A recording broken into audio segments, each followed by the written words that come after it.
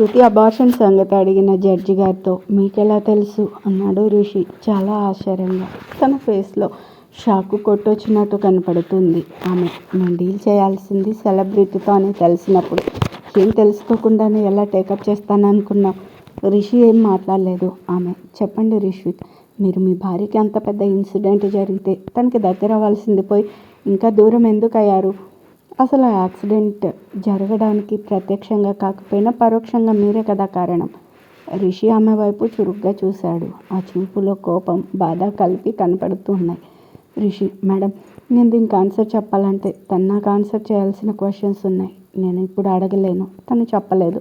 కారణం దూరం. 4 సంవత్సరాలలో మేము దూరమైంది భౌతికంగానే కాదు, మానసికంగాను కూడా. ఈ దూరం మా ఇద్దరి మధ్య ప్రేమని చంపేసింది, ద్వేషాన్ని పెంచింది. ఏమన్నారు? నేను కారణమా? మరి నేను పడిన బాధ? అవును. ప్రపంచంలో ఏ తండ్రికి రాకూడదు. తన బిడ్డ భూమి మీదకు రాకుండానే తన ఉనికి చెప్పలేదని అంటూ బాధపడ్డాడు. కానీ వెంటనే నార్మల్ అయ్యాడు. ఆమె తనని పిలవండి అనగానే రిషి వెళ్ళి చూసేసరికి కృతి పరధ్యానంగా ఎటో చూస్తుంది. తను కూడా రిషికి ఎందుకు చెప్పలేదు, ఎంత పొరపాటు చేశాను అనే బాధలో ఉంది. రిషి చిటికేశాడు. కృతి ఉలకలేదు, పలకలేదు. రిషి సుకృతి కిషోర్ మేడం రమ్మంటున్నారు అంటూ గట్టిగా అరిచాడు. అంతే. తన ఆలోచన నుంచి తేరుకొని లేచి రిషి వెనకే వచ్చింది. ఆమె ఇద్దరిని కూర్చోమని సేవ చేసింది. వాళ్ళిద్దరూ ఒకరినొకరు చూసుకుంటూ కూర్చున్నారు. ఆమె చెప్పడం మొదలుపెట్టారు. మీ ఇద్దరికి ఇష్టం ఉన్నా లేకపోయినా కలిసే ఉండాలి. ఫ్యామిలీ స్టార్ట్ చేయాలి. అది కూడా 3 months. కానీ కొన్ని షరతులు ఉన్నాయి.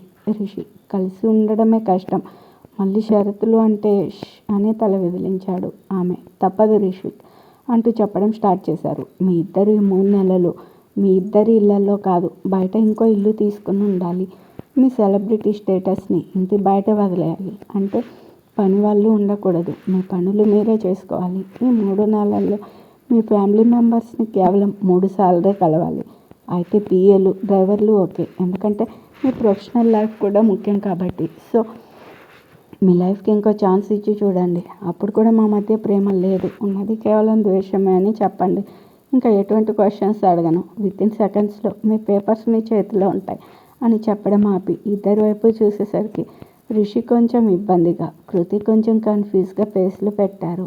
ఆమె మీ ఇద్దరు ఇది కూడా కాకుండా ఇంకేం దారి లేదా అని అనుకుంటున్నారు. ఉంది, లేకేం అనగానే ఇద్దరు ఆమె వైపు సంతోషంగా చూశారు. ఆమె మీ ఇద్దరు మీకు పెళ్ళైందన్న విషయం మర్చిపోయి హ్యాపీగా వెళ్ళొచ్చు. అయితే లైఫ్ ఇక్కడితో అయిపోలేదు. ఇప్పుడంటే పెళ్లి చేసుకునే ఉద్దేశం లేదు మీ ఇద్దరికి. వయసు పెరిగే కొద్దీ తోడు కావాలనిపిస్తుంది. ఎవరు ఒప్పుకున్నా ఒప్పుకోకపోయినా ఇది సత్యం. ఎందుకంటే ఒక వయసు వరకే ఆడవాళ్ళకి పేరెంట్స్. చూడు సుకృతి, నువ్వు ఇప్పుడు నీ పేరెంట్స్ని చూసి ధైర్యంగా ఉన్నావేమో. వాళ్ళేమి శాశ్వతం కాదు. ఇక నీ siblings, they have their own life. ఎప్పటికైనా ఉంటారు, అయిపోతావు. రిషిత్, నువ్వంటే కన్నా తల్లిని కూడా అర్థం చేసుకోలేనంత లెవెల్కి వెళ్ళావు. నీకు వాళ్ళ అవసరం లేదు. సరే, ఇవాళ అంటే కాళ్ళు చేతులు టైం బాగుండి నువ్వు అనుకున్నట్లే జరుగుతున్నాయి. చెప్పాగా, ఒక స్టేజ్ దాటాక నీతో ఉండేది నీ భార్య, పిల్లలు మాత్రమే. సో ఆలోచించుకోండి. నేను ఇప్పుడే వస్తా అని చెప్పి మిత్ర దగ్గరికి వెళ్ళారు. మిత్ర ఇదంతా వెబ్కామ్లో చూస్తూనే ఉంది. ఆమె వచ్చి ఎలా చెప్పాను అని అడిగింది. మిత్ర సూపర్ ఆంటీ అంటూ హక్ చేసుకుంది. ఇద్దరూ మళ్ళీ సుకృషిలను చూస్తున్నారు. మన క్యూట్ కపుల్ సైలెంట్గా కూర్చున్నారు. ఇద్దరికి జడ్జి గారి మాటలే గుర్తొస్తూ ఉన్నాయి. రిషి ఇంకో ఛాన్సా? ఈ పొట్టుదానిక ఎంత ప్రేమించాను. ఒక్క క్షణంలో అంతా వదిలేసి నన్ను స్వార్థపరుడిగా, క్యారెక్టర్ లేని లివాన్గా జమ కట్టింది. పోనీ ఒప్పుకున్నట్టు హ్యాక్ చేస్తే అయినా అసలు ఎందుకు వదులుకోవాలి? ఎస్, ఆ జఫా దీని బాబు వస్తాడుగా, అందరినీ కలిపి ఓ ఆట ఆడుకుంటా. మనోడు మొహంలో నవ్వొచ్చేసింది. కృతి సరే చూద్దాం. ఈ 3 నెలల్లో ప్రీతి రాకుండా ఉంటుందా? దాన్ని ఈయన గారిని రెడ్ హ్యాండెడ్గా పట్టుకొని అప్పుడు చెప్తా. కృతి మొహంలో ఏదో సీరియస్నెస్ వచ్చింది. మిత్ర జడ్జి గారితో నువ్వు ముందు వెళ్ళొత్తా, ఏదో నిర్ణయానికి వచ్చినట్టు తెలుస్తుంది. ఆమె సరే అని వెళ్ళింది. ఆమె రాగానే రిషి నేను రే అని చెప్పేలోపు కృతి నాకు కొంచెం టైం ఇవ్వండి అనగానే మనోడికి కాలింది. ఏం బెట్టి చేస్తున్నావే, నీ పని చెప్తా. మేడం నాకు ఓకే అన్నాడు. ఆమె కృతితో ఎంత టైం కావాలి? కృతి అది మా పేరెంట్స్ ఊరు వెళ్ళారు, రాగానే ఒకసారి వాళ్ళతో చర్చించి చెప్తా రిషి. అనుకున్నానే, నీ బాబు బాగా గ్రిప్లో పెట్టుకున్నాడు నిన్ను. ఆమె, if you don't mind. Sukriti, వాళ్ళ పర్మిషన్ లేకుండానే రిషిక్ని పెళ్లి చేసుకున్నావు కదా, మరి ఇప్పుడు ఉండమంటుంది అతనితోనే. సో వాళ్ళతో చర్చించడం కన్నా ఇన్ఫర్మేషన్ ఇస్తే చాలేమో అనగానే కృతి, కొన్ని సంఘటనల తర్వాత ఏ విషయమైనా అందరం కలిసి మాట్లాడుకున్న తర్వాతే ఫైనల్ చేస్తాను మేడం. రిషి, ఓర్ మీ వేషాలు ఇది ఎప్పటి నుంచో అనుకున్నాడు. ఆమె, సరే అయితే ఓ పని చేద్దాం. మీ ఇద్దరు నమ్మే వ్యక్తి, ఐ మీన్ ఇద్దరికి ఇష్టమైన వాళ్ళు ఎవరైనా ఉన్నారా? ఇద్దరు ఒక్కసారి, మా బెస్ట్ ఫ్రెండ్ మిత్ర అనగానే ఆమె, సరే కాల్ చేసి రమ్మనండి. కృతి, అవసరం లేదు మేడం, తను నాతో వచ్చింది. రిషి, కాదు మేడం, తను నాతో వచ్చింది. మిత్ర తల కొట్టుకుంది. ఆమె బెల్ కొట్టింది. అటెండర్ రాగానే, హాల్లో వీళ్ళు కూడా వచ్చిన మేడం ఉంటారు, రమ్మను అనగానే అతను వెళ్ళి మిత్రని తీసుకొచ్చాడు. మిత్ర, నమస్తే మేడం అనగానే ఆమె, నమస్తే, రండి కూర్చోండి అనగానే సుకృషులు మిత్రని వాళ్ళ మధ్యలో ఉన్న చైర్లో కూర్చోమన్నారు. మిత్ర కూర్చోబోతుంటే ఆమె, 1 minute, భార్యాభర్తల మధ్యలో ఎలా కూర్చుంటారు మీరు అనగానే మిత్ర యువతలకు వచ్చి కృతిని మధ్యలోకి వెళ్ళమని సాగ చేసింది. కృతి చేసేదేం లేక మధ్య చైర్లో కూర్చుంది. తన చెయ్యి అనుకోకుండా రిషికి తగిలింది. అంతే, ఇద్దరికి చెప్పలేని ఫీలింగ్. కృతికి అయితే చిన్నగా షాక్ కొట్టినట్టు అనిపించింది. మిత్ర కూర్చోగానే ఆమె, చూడండి మిత్ర, నేను మీ ఫ్రెండ్స్ ఇద్దరిని 3 months కలిసి ఉండమని చెప్పా. రిషికి ఓకే, బట్ సుకృతి వాళ్ళ ఫ్యామిలీ మెంబర్స్తో మాట్లాడి చెప్తా అంటుంది. సో వాళ్ళు వచ్చాక మీరు దగ్గరుండి వాళ్ళతో మాట్లాడి కన్విన్స్ చేయగలరా అని అడిగారు. మిత్ర, అసలు వాళ్ళని కావాలని ఊరు పంపి ఈరోజు ప్లాన్ చేస్తే మళ్ళీ వాళ్ళు వచ్చాక అమ్మో అంకులు ఒప్పుకోరు, ఏదో ఒకటి చెప్పి తింగదాన్ని ఒప్పించాలి. మిత్ర, మేడం నాకు 5 minutes టైం ఇస్తే కృతితో మాట్లాడాలి. ఆమె ఓకే అనగానే మిత్ర కృతి చేయి పట్టుకొని లాక్కెళ్ళింది. రిషి, ఈ మిత్రగాడు ఎందుకు అంత ఫాస్ట్గా లాక్కెళ్తుంది? మిత్ర కృతిని రూమ్ బయటకు తీసుకొచ్చి, ఎందుకే మళ్ళీ మీ పెళ్ళి మీ వాళ్ళతో మాట్లాడడం? కృతి, అదేంటి, మా డాడీకి మాట ఇచ్చానని తెలుసుగా, ఏం చేసినా చెప్తానని. మిత్ర, అలాగా, అయితే మీ డాడీ ఒప్పుకోరు, నువ్వు వెళ్ళవు అంతేగా. కృతి, అమ్మో అవునే, అలాంటప్పుడు ఆ ప్రీతి సంగతి తేల్చేదేలా? మిత్ర, కదా, నువ్వేమి రిషితో కలిసి ఉండడానికి కాదు కదా వెళ్ళేది. కృతి, అవును మిత్ర, సో అంకుల్కి ఏదో ఒకటి చెప్పి కన్విన్స్ చేయి, ముందు ఒప్పుకో. కృతి ఇంకా ఆలోచిస్తుంటే మిత్ర, సరే నీ ఇష్టం, నాకు ఛాన్స్ వచ్చింది. అసలు ఆ ప్రీతికి రిషికి మధ్యలో ఏముందో తెలుసుకునేందుకు. వద్దనుకుంటే నీ ఇష్టం. కృతి, వద్దు అని నేను ఎందుకు అనుకుంటానే, నా బేబీని కోల్పోయా ఆ రాక్షసి వల్ల. పద, మా డాడీ ఒప్పుకోకపోయినా నేను రెడీ అనేసి లోపలికి వెళ్ళింది. మిత్రగాడు యాహూ అనుకుంటూ లోపలికి వెళ్ళింది. కృతి ఆమెతో, నేను రెడీ మేడం అనగానే జడ్జి గారు మిత్ర వైపు సాధించామన్నట్లుగా చూశారు. ఆమె, ఓకే, రేపటి నుండి కరెక్ట్గా 3 months, చెప్పింది గుర్తుందిగా, మీ ఇళ్ళల్లో కాదు వేరే ఇంట్లో. మిత్ర, దగ్గరుండి నువ్వే అరేంజ్మెంట్స్ చూడు, వీళ్ళిద్దరూ వాళ్ళ పనుల మీద బయటకు వెళ్ళిన ఈవినింగ్ ఇంటికి వచ్చేయాలి అనగానే రిషిక్, మేడం నాకు ఫారిన్లో షూటింగ్స్ ఉంటాయి, అప్పుడు వెళ్ళాల్సి ఉంటుంది. ఆమె, రిషిక్, ఇది నీ లైఫ్లో చాలా ముఖ్యమైన టైం, సో కొన్ని రోజులు ఫారిన్లో షూటింగ్స్కి రానని చెప్పండి. ఇది కేవలం నా సలహా, తర్వాత నీ ఇష్టం. మళ్ళీ 3 months తర్వాత కలుద్దాం, ఇక మీరు వెళ్ళొచ్చు అనేసి పైకి లేచారు. వీళ్ళ ముగ్గురు థ్యాంక్స్ చెప్పి బయటకు వచ్చారు. అప్పటికే 6 దాటింది. వాళ్ళని చూసి మేఘ, విశ్వ, కృష్ణ ఫాలో అయ్యారు. ఇద్దరు తమ కార్ల వైపు వెళ్తుంటే మిత్ర, హలో ఏంటి మీ దారిన మీరు దొబ్బేస్తే సరిపోయిందా, ఇటు రండి అనగానే రిషి, కృతి ఒకరినొకరు చూసుకుంటూ మిత్ర దగ్గరకు వచ్చాడు. మిత్ర, రేపటి నుంచే మీ టైం మొదలు, ఎక్కడుండాలో తేల్చుకోకుండా వెళ్ళిపోతున్నారే. రిషి, నా గెస్ట్ హౌస్లో. కృతి, నాకు ఇష్టం లేదు. మిత్ర, మాస్టారు మీ ఇళ్ళల్లో కుదరదని చెప్పారుగా మేడం, కాబట్టి నాకున్న ఇళ్ళల్లో ఒకటి ఖాళీగానే ఉంది, లొకేషన్ షేర్ చేస్తాను, రేపు మార్నింగ్ 10 కల్లా మీ లగేజ్తో వచ్చేయండి, ఇప్పుడు వెళ్ళండి అనగానే ఇద్దరు వెనక్కి తిరిగి చూడకుండా వెళ్ళారు. మిత్ర, ఊరి నాయనో, ఈ 3 నెలల్లో ఇంకెన్ని చూడాల్సి వస్తుందో అనుకుంటూ లోపలికి వెళ్ళింది. మిత్రని చూడగానే జడ్జిగా, వెళ్ళారని ఫ్రెండ్స్ అని అడిగారు. మిత్ర అక్కడున్న సోఫాలో కూలబడి, వెళ్ళారా ఆంటీ, తుఫాన్ వెలిసినట్లు ఉంది. ఆమె కూడా మిత్ర పక్కన కూర్చుని, నేను ఎంతో మందిని చూశాను నా అనుభవంలో, కానీ వీళ్ళిద్దరూ మాత్రం వేరు, లోపల ప్రేమ అలాగే ఉంది, కానీ దాన్ని ఈగోతో ఒకరు అనుమానంతో ఒకరు కప్పేశారు. మిత్ర, అవునా ఆంటీ, కానీ ఏమన్నా చెప్పావా? సూపర్, సరే మరి నేను వెళ్తా అనగానే ఆమె భోజనం చేసి వెళ్ళు మిత్ర. లేదులే, హనీ నా కోసం వెయిట్ చేస్తుంటుంది. అది కాక ఒకసారి వెళ్ళి ఆ ఇంట్లో వాళ్ళకి కావాల్సిన అరేంజ్మెంట్స్ చూసుకోవాలి అంటూ లేచింది. ఆమె గుర్తుందిగా నీ కూతురు, నువ్వు ఇంకా ఎవరిని ఎలా వాడాలో వాడేసి మిత్ర. అలాగే అత్త, ఉంటా అంటూ బయటకు వచ్చి కారు తీసింది. అసలు మిత్ర జడ్జి గారికి ముందు ఎప్పుడు కలిసింది, ఏం మాట్లాడిందో చూద్దాం. సరిగ్గా నెల క్రితం సుకృషిలు వీళ్ళింట్లో గొడవ పడ్డ తర్వాత నెక్స్ట్ డే మిత్రకి ఫోన్ వచ్చింది ఫ్రమ్ అమ్మమ్మ. చెప్పమ్మమ్మ, ఎలా ఉన్నావు? ఆమె, ఎలా ఉంటాను, మీ ఫ్రెండ్స్ చేసిన దానికి.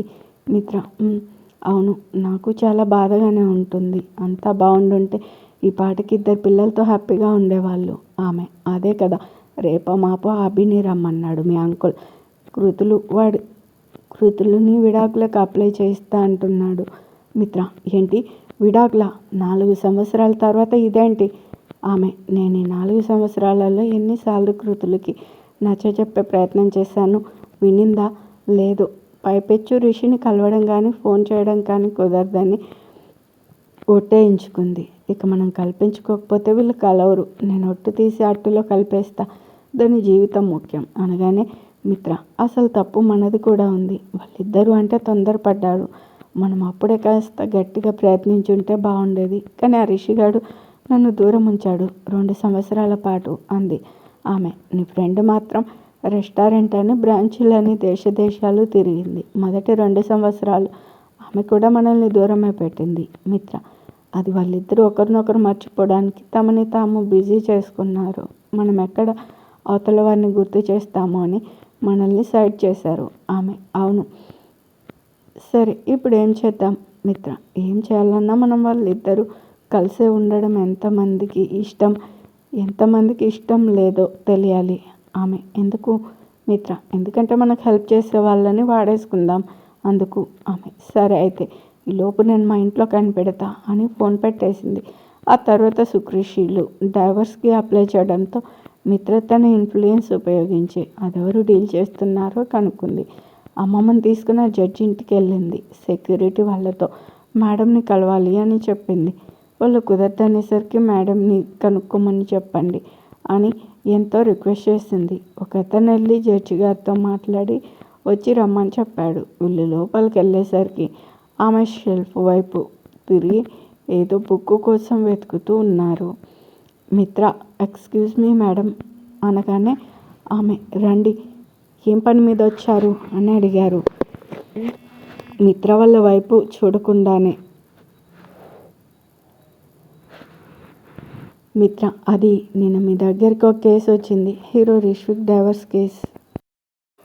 మిత్ర, ఎక్స్క్యూజ్ మీ మేడం అనగానే ఆమె, రండి, ఏం పని మీద వచ్చారు అని అడిగారు. మిత్ర వాళ్ళ వైపు చూడకుండానే, మిత్ర, అది నిన్న మీ దగ్గరికి ఒక కేసు వచ్చింది, హీరో రిషిక్ డైవర్స్ కేసు. ఆమె కోపంగా అటువైపు తిరిగి, ఏ కేసులో కూడా జడ్జి గారిని ఎప్పుడు ఎవరు కలవకూడదని తెలీదా అంటూ చూసేసరికి మిత్ర కూడా ఆశ్చర్యంగా, ఆంటీ మీరా అంది. ఆమె, నేనే. ఎన్నాళ్ళైంది మిత్ర నిన్ను చూసి, నీ పెళ్ళికి వద్దామనుకున్నా కుదరలేదు అని మిత్ర తలని మిరింది ఆప్యాయంగా. పక్కనే ఉన్న అమ్మాయి, మిత్ర, నీకు మేడం ముందే తెలుసా? మిత్ర, అవునమ్మమ్మ, నేను హైయర్ స్టడీస్ కోసం చెన్నై వెళ్ళా కదా, అప్పుడు రెంట్కుంది ఆంటీ వాళ్ళ ఇంట్లోనే. అమ్మమ్మ అయితే మనం వచ్చిన పని ఈజీగా అయిపోతుంది అనగానే ఆమె మిత్రతో, అవును, ఏంటి కేసు అన్నావు అనేసరికి మిత్ర, ఆంటీ మీకు గుర్తుందా, నా బెస్ట్ ఫ్రెండ్స్ అని రిషి, కృతి, అభి అని చెప్తూ ఉండేదాన్ని. ఆమె, నువ్వు గుర్తు చేస్తుంటే గుర్తొస్తుంది. అయితే మిత్ర, కృతి, రిషి ఇద్దరు లవ్ మ్యారేజ్ చేసుకున్నారు. కొన్ని అబద్ధాల వలన విడిపోయారు. ఆమె, అసలు ఏం జరిగింది వివరంగా చెప్పు. మిత్ర జరిగిందంతా చెప్పింది. ఆమె విని వాళ్ళిద్దరితో, ముందు నాకు చెప్పండి, 4 సంవత్సరాలుగా లేనిది ఇప్పుడు ఎందుకు మీ ఇద్దరికి అంత ఆరాటం అని అడిగింది సీరియస్గా. మిత్ర, అయ్యో ఆంటీ, ఈ 4 సంవత్సరాలలో నేను ఎన్నిసార్లు ప్రయత్నించానో వాళ్ళు వింటేనా? అమ్మమ్మ, నేను కూడా అండి. అసలు ముందు 2 సంవత్సరాలు బిజీగా ఉండేవాళ్ళు. తర్వాత 2 ఏళ్ళు మమ్మల్ని ఆ టాపిక్ తేకుండా వార్నింగులు. ఆమె, అదంతా వాళ్ళు మిమ్మల్ని ఏమార్చాలని కాదు, వాళ్ళకి వాళ్ళు గుర్తు రాకుండా. మిత్ర, నాకు అదే అనిపించింది. ఆమె, సరే ఇంతకీ మీరు ఎందుకు వచ్చారు అది చెప్పలేదు. మిత్ర, నేను ఈ కేసు ఎవరికి ఇచ్చారో తెలుసుకున్నాను. వాళ్ళిద్దరికీ డైవర్స్ ఇవ్వాలంటే కొన్నాళ్ళు కలిసే ఉండాలని చెప్పండి అని రిక్వెస్ట్ చేయడానికి. కానీ ఇక్కడికి వచ్చే వరకు మీరా అని నిజంగా తెలియదు. ఆ రోజుల్లో మీరు లాయర్ అని తెలుసు. ఇప్పుడు జడ్జిగా చూసేసరికి హ్యాపీ అనిపించింది. ఆమె, అంటే ఏంటి? ఇప్పుడు వాళ్ళిద్దరిని ఆపాలంటారు అంతేనా? వాళ్ళిద్దరూ తల ఊపారు. ఆమె, మిత్ర, నువ్వు సిటీలోనే టాప్ సీఏవి కదా, అంటే నీకు తెలివితేటలు చాలా ఎక్కువగానే ఉంటాయి. కోర్స్ నీ గురించి నాకు తెలుసు. సరే ఇప్పుడు చెప్పు. నీ ఫ్రెండ్స్ ఇద్దరికి ఒకరంటే ఒకరికి ప్రాణం. ఎంతంటే పేరెంట్స్ని వదులుకొని రిషి కెరీర్ని సెట్ చేయడానికి ఎంతో హెల్ప్ చేసింది కృతి.